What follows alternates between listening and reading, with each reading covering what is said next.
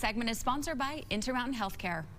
We are asking the experts all day today about immunizations. This is Annika Kennington, and you are a nurse at Intermountain Clinic that's up in Roy, right? Right, correct. I've been a nurse for about 7 years now, and I've been there about 3. Well, you're answering some really important questions. We're talking about the importance of childhood immunizations, and you're telling us that there's an increase in outbreaks of diseases that we haven't seen for a really long time. Right, so especially in Utah, we've seen an outbreak of whooping cough, or what we call pertussis. Okay, that's scary. Yeah, it's a little bit scary, especially when your infant has that. That's the scariest part, and that's what we're trying to talk about and prevent. Sure. And what diseases are preventable by just getting your shots? Sure, so there's tons actually. So we've got the whooping cough, we've got diphtheria, we've got measles, mumps, and rubella as well, polio.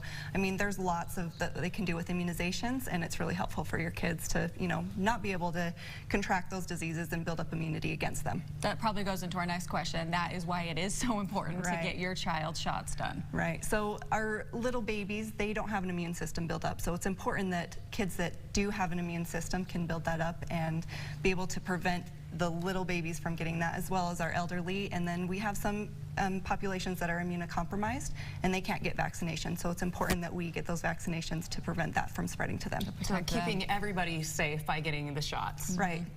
Okay, and I don't think many parents know about this, but in addition to the childhood immunization card, there's also an online option so you can track it.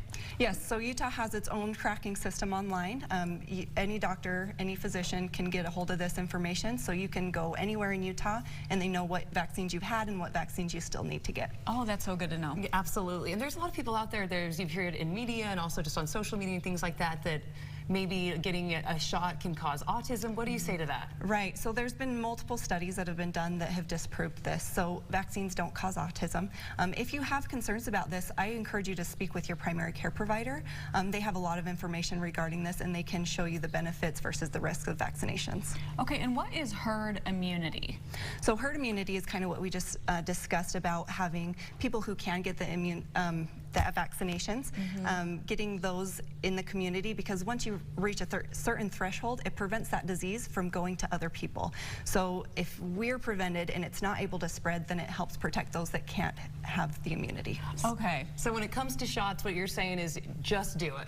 Right? Just do it. It's so important. It's really important. The risks are very low, the benefits are very high. One more question. If we're going in and our kids are due for, like, I think Amelia was at 1 year, she had 6 shots. I was a little scared to get all of them, so we separated it out. Is that still okay? Right, definitely. So talk with your primary care provider. They're able to tell you which ones can be spread out a little bit more than the others, and then you can break those up so they're not all at once. Go a little easier on them, right? Okay. And if you have questions about vaccines, you can call our experts all day long for free right now by calling 877-908-0680, or you can use our hashtag on social media, KUTV, Ask the Expert, for all your questions. And Annika, where can we go for more information about you guys? Oh, so Hertfordshire, we're in Roy. You can go to intermountainhealthcare.net and you can look up any physician and find a primary care doctor there. Awesome. Great info. Thank you so much. Okay.